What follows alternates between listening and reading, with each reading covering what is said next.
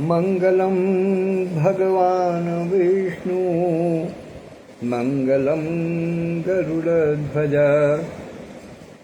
मंगलम पुंडरीकाक्ष मंगलाय तनोहरि शांताकारं भुजगशयनं पद्मनाभं सुरेशं विश्वाधारं गगनसदृशं मेघवर्णं शुभांगं लक्ष्मीकान्तं कमलनयनं योगिभिर्ध्यानगम्यं वन्दे विष्णुं भवभयहरं सर्वलोकैकनाथम्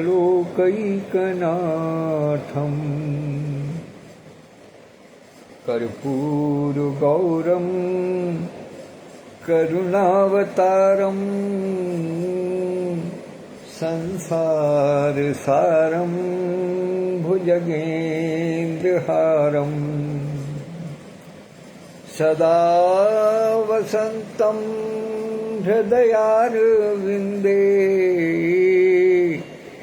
भवं भवानी सहितं नमामि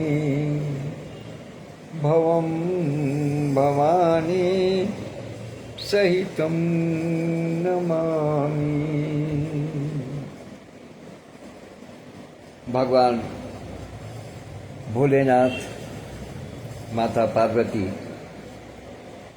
उनसे प्रार्थना करता हूँ कि सदा वसंतम हृदयारविंदे भवम भवानी सहितं नमामि। भव और भवानी दोनों मेरे हृदय में विराजमान रहे, उनसे प्रार्थना है। क्योंकि ये बात और कहीं नहीं, हृदयांगन वीथिका पर कही जा रही है, अर्थात हृदय के आंगन को जो वीथिका जो गली आ रही है उस पर ये बात की जा रही है। तो निश्चित रूप से भोले भंडारी और माता पार्वती हृदय में विराजमान हों, इसी अभिलाषा के साथ में आज इस वाचन का प्रारंभ करूंगा। मगर वाचन प्रारंभ करने से पूर्व हृदयांगन साहित्यिक, सामाजिक, सांस्कृतिक और आध्यात्मिक संस्था के प्रमुख संरक्षक परमादरणीय आचार्य श्री कृष्ण द्विवेदी जी को चरण स्पर्श करते हुए उनसे आशीर्वाद की आकांक्षा रखता हूँ। माता सरस्वती से प्रार्थना करता हूँ कि मेरी वाणी पर विराजमान रहें और कुछ भी असत्य न निकले, जो निकले वो शास्त्र सम्मत हो। हृदयांगन संस्था के संस्थापक और राष्ट्रीय महासचिव आदरणीय श्री विधुभूषण द्विवेदी विधु जी को सादर प्रणाम निवेदित करता हूँ। हृदयांगन संस्था के राष्ट्रीय अध्यक्ष डॉक्टर बिंदु प्रभा चतुर्वेदी मंजू दीदी को सादर प्रणाम निवेदित करता हूँ। हृदयांगन वीथिका को मूर्त रूप प्रदान करने वाले आदरणीय श्री हरिवाणी जी को सादर प्रणाम निवेदित करता हूँ। क्योंकि यदि उन्होंने ये परिश्रम न किया होता तो हमें ये इतना सुंदर पटल, इतना सुंदर स्थल प्राप्त ही नहीं होता कि हम इस पर कुछ अपनी बात कर सकते। संरक्षक मंडल के सभी सदस्यगणों को अभिवादन, हृदयांगन समिति के सभी पदाधिकारियों को अभिवादन और विशेष रूप से, अति विशिष्ट रूप से हृदयांगन परिवार के बाल, युवा, वृद्ध, नर नारी, हर आयु वर्ग के कनिष्ठ वरिष्ठ सभी साथियों को यथा योग्य अभिवादन प्रस्तुत। तत्पश्चात आज मैं एक विषय देना चाह रहा हूँ, उसका प्रारंभ करना चाह रहा हूँ। विषय का प्रारंभ है क्योंकि प्रभु की कथा, प्रभु का गायन, उनका वाचन कभी भी पूर्ण तो हो नहीं सकता। हम मनुष्यों की क्या इतनी विशाल, क्या इतनी औकात, क्या इतनी सामर्थ्य कि हम प्रभु के विषय में कुछ कह सकें, कुछ बता सकें, कुछ गा सकें। सहारा लेते हैं हम हमेशा पूर्वजों का। जैसे ही राम कथा का जिक्र होता है तो निश्चित रूप से सहारा लेते हैं महर्षि वाल्मीकि जी का, क्योंकि वो संस्कृत निष्ठ भाषा है, संस्कृत में लिखी हुई है, इसलिए और अच्छे तरीके से समझने के लिए सहारा लेते हैं गोस्वामी, प्रातः स्मरणीय गोस्वामी तुलसीदास जी के रामचरितमानस का। वहां से एक बहुत छोटा सा प्रसंग मैं प्रयास करता हूं उठाने का, और उसका भी एक भाग आज मैं आपके समक्ष प्रस्तुत कर रहा हूं, क्योंकि वो प्रसंग अपने आप में इतना बड़ा है कि कई पृष्ठों में नहीं बल्कि उसका विस्तार बहुत अधिक है, लेकिन वो जीवन का सूत्र है। हमारे जीवन के जो सूत्र हैं वो उसको निष्पादित करता है, उसको बताता है। तो आइए मैं आपको थोड़ा सा प्रसंग में लेकर के चलता हूं। यह उस समय का वातावरण है जिस समय कि प्रभु श्री राम, सीता और लक्ष्मण भैया तीनों वन को चले गए हैं। भरत जी ननिहाल से लौट आए हैं। चक्रवर्ती सम्राट का, श्री दशरथ जी का अंतिम संस्कार हो चुका है, और गुरुवर और अयोध्या के निवासी श्री भरतलाल जी को अयोध्या का राज्य पर बैठने का अनुमोदन करते हैं। उनको कहते हैं कि महाराज की ये इच्छा थी, उस इच्छा के आधार पर ही प्रभु श्री राम, सीता और लक्ष्मण जी वन को गए हैं। इसलिए, और दूसरी बात यह है कि गद्दी खाली नहीं रहनी चाहिए, राज गद्दी कभी खाली नहीं रहती है, तो इसलिए आप अब इसको ग्रहण करें। भरत जी बड़ी विनम्रता पूर्वक उसको अस्वीकार कर देते हैं। अस्वीकार क्या करते हैं? उन तर्कों के आधार पर कहते हैं कि नहीं, मैं इस योग्य हूं ही नहीं। जब बड़े भाई हैं, बड़े भाई ही सर्वथा योग्य हैं, और पिताजी की भी पूर्ण इच्छा यही थी, तो इससे मैं तो इस योग्य हूं ही नहीं। लोगों ने कहा कि नहीं, वो इसी बात को मान करके गए हैं कि राज्य तुम्हें मिलेगा। जब इसी ऊहापोह में रहे तो भरत जी ने हर एक सज्जन पुरुष का मार्ग का जो तरीका होता है कार्य करने का, वो ये होता है कि वो हमेशा मध्य मार्ग निकालता है। जो विद्वान गुणी व्यक्ति होता है वो हमेशा संकट की परिस्थितियों में से भी कुछ न कुछ मध्य मार्ग निकाल करके चलता है, कुछ न कुछ ऐसा तरीका सोचता है ताकि उसकी मनचाही भी हो जाए, और जो होना है, जो वास्तविक में सही है, वास्तव में जो सही है वही हो। तो इसलिए भरत जी ने एक मार्ग ये निकाला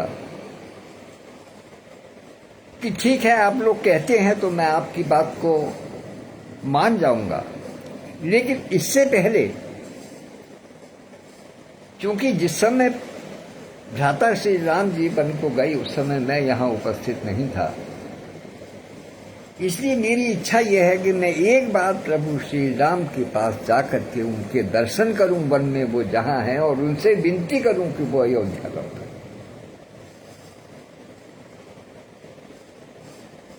सबने कहा कि ये बहुत कठिन कार्य है। कहने कि नहीं, अब तो यही करना है, क्योंकि मेरी इच्छा नहीं है, मैं मन से अयोध्या का राज्य नहीं संभालना चाहता, इसलिए मुझे एक बार प्रयास तो अवश्य ही करने दीजिएगा। अब यहां ये प्रयास क्या है? वास्तव में ये जीवन के सूत्र हैं, भक्ति के सूत्र हैं, कि कोई भी भक्त जब भगवान की दर्शन की लालसा लेकर के चलता है तो उस पर किस किस प्रकार की परिस्थितियां उस पर प्रहार करती। वास्तविक प्रसंग ये कि किस किस प्रकार से भरतलाल की परीक्षा ली जाती है वातावरण द्वारा, परिस्थितियों द्वारा, उनकी यात्रा के मध्य, वहां से प्रसंग बात होती है। सब जानते हैं कि माताएं साथ गई थी, गुरुजन साथ गए थे, जो अयोध्या के नगरवासी थे, जो समर्थ थे जाने में, वो साथ गए थे।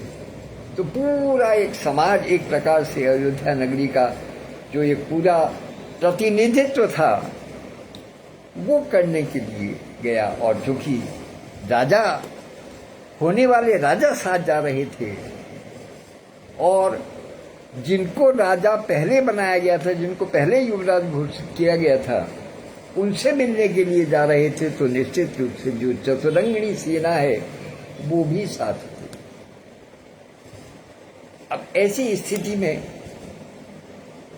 क्या समय बनता है, क्या परिस्थिति बनती है, उसका एक छोटा सा नमूना मैं आपको देना चाहता हूं। प्रारंभिक अवस्था बताता हूं उसकी कि आरत जननी जानी सब भरत स्नेह सुजान, कहो बनावन पालकी सजन सुखासन जान। माताओं ने जब ये देखा कि भरत के मन में अतिशय प्रेम है प्रभु श्री राम से भेंट का, तो उन्होंने आज्ञा दी कि अच्छा ठीक है, पालकी सजाओ, फिर चलेंगे सब। तो जागत सब निशि भयहु वियाना, भरत बोलाए सचिव सुजाना, कहूँ लेहु सब तिलक समाजू, बनहि देव मुनि दामहि राजू। और बेगी चलहु सुनि सचिव जोहारे, तुरत तुरग रथ नाग सवारे। जल्दी जल्दी सारे काम होने लगे, रथ तैयार होने लगे, रथ सजाए जाने लगे। और अरुंधति अरो अगनि समाऊ, रथ चढ़ी चले प्रथम मुनिराऊ। सबसे पहले रथ पर सवार कौन हुए, सबसे पहले किनको चलाया गया आगे आगे? मुनिराऊ, जो अयोध्या के जो मुनि थे, वशिष्ठ मुनि थे, उनको सबसे पहले कहा गया कि आप चलिए। और विप्र वृंद चढ़ी वाहन नाना, चले सकल तप तेज निधाना। उसके बाद में विप्र समाज, क्योंकि मुनि वशिष्ठ आगे आगे चल रहे हैं तो अपने अपने समाज में सब कुछ चलना था, तो विप्र समाज जो है, जो तेजवंत विप्र समाज था, वो उनके साथ साथ चला। और नगर लोग सब सज सज जाना, चित्रकूट कह कीन पयाना। सज धज करके अयोध्या के नगरवासी उस स्थान के लिए चले जिसको चित्रकूट कहते हैं, जहां ये पता चला कि वहां पर प्रभु श्री राम ने विश्राम किया। तो शिविका सुबग न जाई बखानी, चढ़ी चढ़ी चलत भई सब रानी। सारी माताएं अपनी अपनी पालकी में चढ़ करके चली। तो सौंपी नगर सुचि सेवकनी, सादर सकल चलाई। सुमिरि राम सिय चरण तव, चले भरत दो भाई। जब सब अपने अपने वाहनों पर चढ़कर चल दिए, पालकियों में सवार होकर के चल दिए, तब उसके बाद में जो सुसेवक थे, जो शुचि सेवक थे, जो शुद्ध हृदय के जो सेवक थे, उनको अयोध्या का भार सौंप करके तब ये दोनों भाई आगे चले। कैसे चले कि राम दरस बस सब नर नारी, जनु करि करने चले तकी बारी। ऐसा मानो कि जो कुछ हो गया है, जो भाग्य ने कर दिया है, उसको पलटने के लिए चले। और बंसी राम समुझ मन माही, सानुज भरत पया देहि जाही। ये विशेष अंश है इस प्रसंग का कि बंसी राम समुझ मन माही, सानुज भरत पया देहि जाही। कि मन में ये विचार करके कि माता सीता, माता जानकी और प्रभु श्री राम वन में निवास कर रहे हैं, वन के कष्टों को भोगते होंगे, किस किस प्रकार के कष्ट भोगते होंगे। सानुज भरत पया देहि जाए। शत्रुघ्न जी के साथ में भरत जी पैदल चलते हैं। उन्होंने किसी, वो तो घोषित युवराज थे, सब अपनी अपनी पालकियों में और रथ में जा रहे हैं, लेकिन प्रभु श्री राम के प्रेम के कारण, क्योंकि उनके दर्शनों के लिए जा रहे थे, उनके मन में एक अपराध बोध था भरत जी के मन में कि मेरे कारण प्रभु श्री राम को वन में जाना पड़ा। इसलिए वो भक्त भाव से भगवान के दर्शन के लिए जा रहे थे। तो पहला काम क्या किया, जैसा मैंने कल बताया था, जब चलें, जब संत के दर्शन के लिए चलें, भगवान के दर्शन के लिए चलें, तीर्थ स्थान के लिए चलें, तो कुछ दूर पैदल अवश्य चलना चाहिए। लेकिन भरत जी तो भरत जी तो श्रेष्ठ, सर्वश्रेष्ठ हैं। ऐसे भक्त हैं भरत जी कि वो जब प्रभु से मिलने के लिए चलते हैं तो वो भवन से ही पैदल चलते हैं, पया दे ही जाए, पैदल चलते हैं। और देख सने हो लोग अनुरागे, उतर चले है गय रथ त्यागे। जैसे ही उनको अनुराग रखने वाले लोग, भरत जी से प्रेम करने वाले लोग, भरत शत्रुघ्न जी से प्रेम करने वाले लोग, जैसे ही उन्होंने इस बात को देखा कि भरत जी और शत्रुघ्न जी पैदल चल रहे हैं, तो उनको शर्म आने लगी और उन्होंने अपने हाथी और घोड़ों के रथ का त्याग करके वो भी भरत जी के साथ में पैदल चले।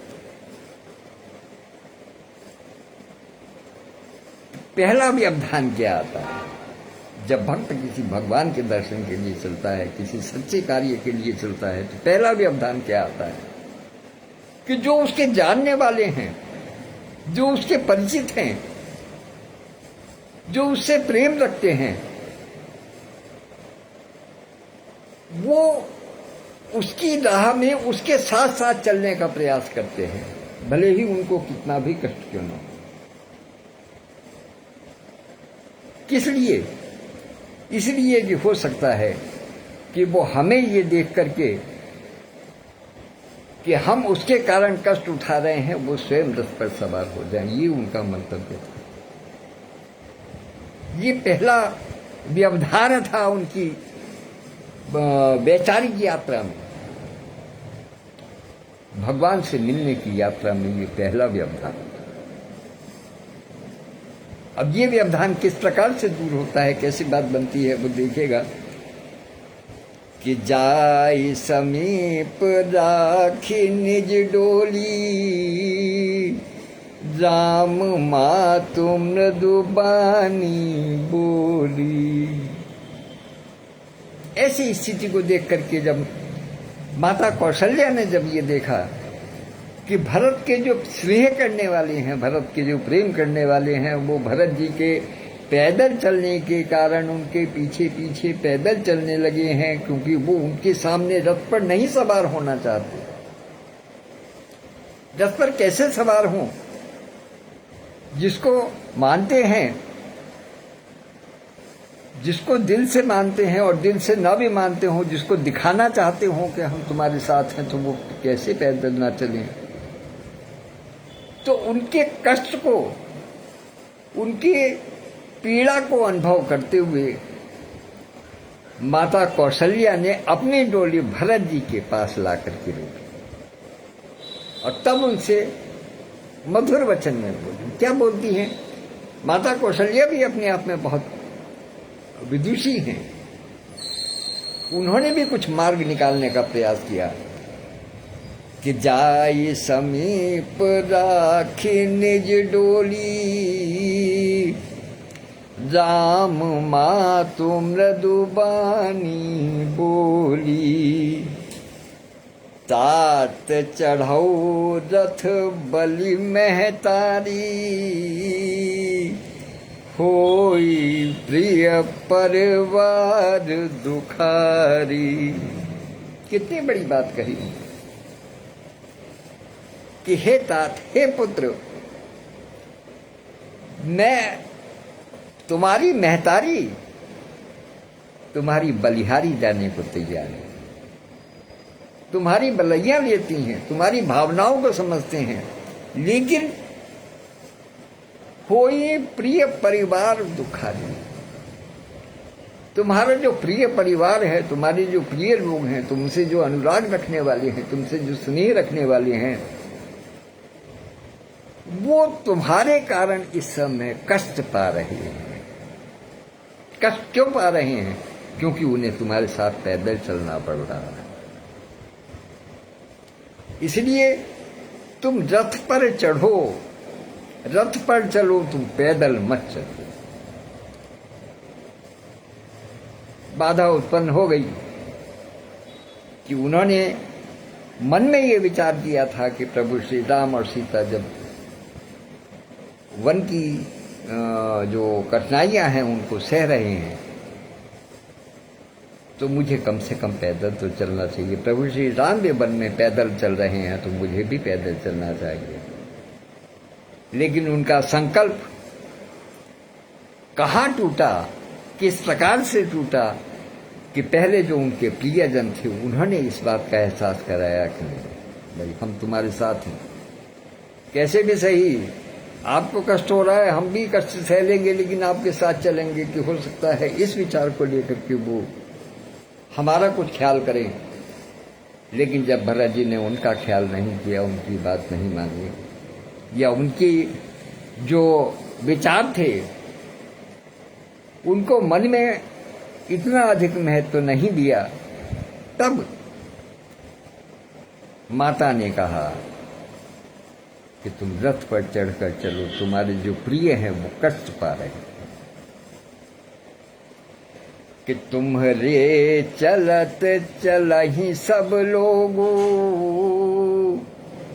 सकल शोक क्रस नहीं मग जोगो। तुम्हारे पैदल चलने के कारण तुम्हें जो जानने वाले हैं, तुम्हारे जो मित्र हैं, तुम्हारे जो अनुरागी हैं, वो चाहे इस परिस्थिति में है या नहीं है, चाहे वो पैदल चलने की स्थिति में है या नहीं है, चाहे वो पैदल चलने की स्थिति को संभालने के योग्य है या नहीं है, लेकिन तुम्हारे पैदल चलने के कारण वो पैदल चल करके कष्ट पा रहे हैं। कौशल्या माता ने ये समझाया भरत को। तब क्या हुआ कि सिर धरि बचन चरण सिरुनाई, रथ चढ़ी चलत भये दो भाई। पहले ही घर से निकलते ही बाधा उत्पन्न। ये भक्त और भगवान का जब मिलन होता है तो उसमें सबसे पहले बाधा कहाँ होती है? वो अपने समाज से होती है। जिस समाज में हम रहते हैं उस समाज से होती है। और उस समाज का साथ मिलता है, अनजाने में, मन से नहीं, अनजाने में उसको साथ मिलता है अपने अति प्रिय जनों का, अपने अति प्रिय बुजुर्गों का। घर के बुजुर्ग ही सबसे पहले कह देते हैं, जब कोई व्यक्ति यदि सन्यासी होने के लिए चले अपने बचपन में, तो घर के बुजुर्ग कहते हैं, बाबले हुए हो, ये दूसरों का काम है, तुम घर में बैठो, तुम क्यों कष्ट भोगते हो? क्या तुम कष्ट भोगने के लिए पैदा हुए हो?